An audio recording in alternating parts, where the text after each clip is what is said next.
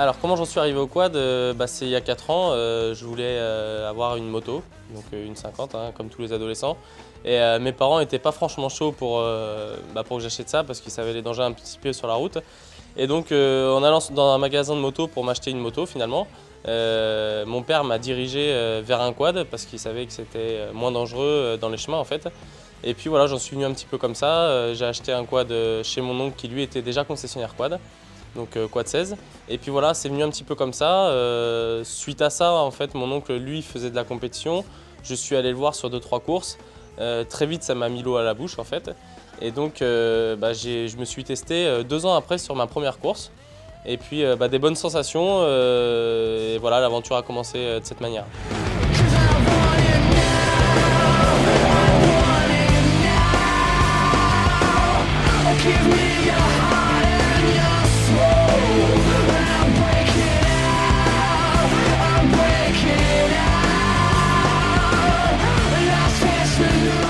J'ai commencé sur un Barossa 250, donc c'était une machine homologuée.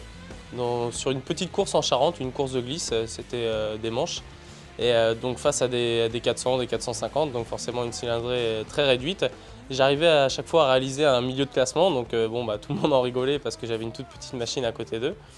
Mais voilà, mes débuts étaient comme ça et je me suis fait la main sur des petites machines. Je suis monté tout doucement en gabarit et en cylindrée de machine. Ensuite, j'ai acquis en fait un Dinli 450. Donc là, j'ai eu une aide par Dinli, en fait une marque taïwanaise, qui m'a confié une machine pour une saison où j'ai commencé à faire mon premier championnat de France. J'ai fait mes premières, on va dire, je rentrais dans le top 20, 25. Voilà, je me suis fait la main et puis jusqu'au jour où je suis monté voilà, en cylindrée et puis en performance de machine. 2008, j'ai acquis un 450 LTR. Et je me suis donné 5 courses pour faire mes preuves et pour essayer de me faire un petit peu repérer par les grandes marques et les écuries françaises. Donc suite à ça, j'ai fait notamment les courses en championnat de France et les courses de notoriété style 12 heures de Vassivière. Donc j'ai été intégré au Team Race pour les 12 heures de Pont-de-Vaux en 2008. Et voilà, mon parcours, ma saison 2008 a plu, a su séduire certaines personnes puisque Polaris m'a fait une proposition fin 2008 pour rouler avec eux 2009. Donc voilà, l'aventure a commencé début 2009. Ça s'est terminé assez prématurément. Ça s'est terminé fin juin.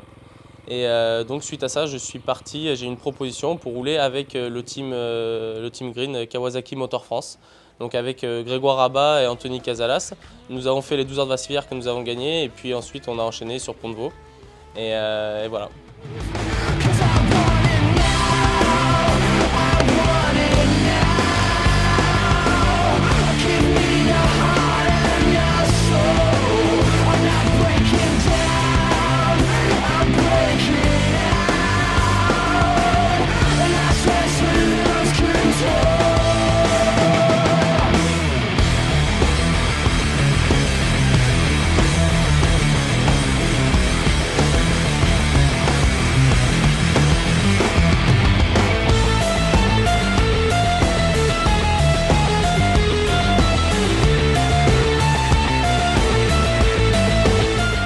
Pour moi, l'élite, déjà, ça représente, je dirais, le top niveau, on va dire, dans la discipline cross en France.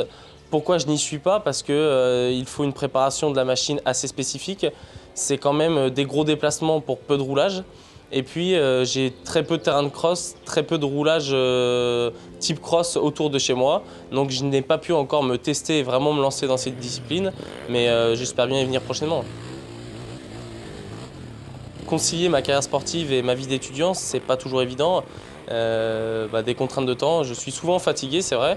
J'ai l'IUT technique de commercialisation, je suis en première année. À côté de ça, cette année, je viens de créer un team en fait. Donc je vais chercher mes propres investisseurs, ce sont des partenaires locaux. Et à côté de ça, voilà, j'ai les entraînements sportifs et puis notamment les courses. Donc c'est vrai que c'est pas évident, maintenant c'est un choix que j'ai fait et voilà, qui aujourd'hui me convient bien et on verra bien comment ça évolue. Donc en fait, pour garder la forme et m'entretenir physiquement, déjà je pratique du sport presque quotidiennement.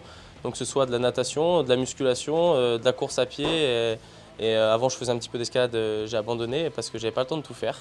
VTT notamment aussi. Et donc voilà, c'est un petit peu aujourd'hui, je dirais, mon point fort en compétition. Je ne peux pas trop effectuer de roulage sur la machine parce que j'ai pas de terrain aux alentours. Et puis c'est notamment aussi dû à une contrainte de budget. Mais voilà, j'essaie de compenser en fait par mon physique et une hygiène de vie irréprochable.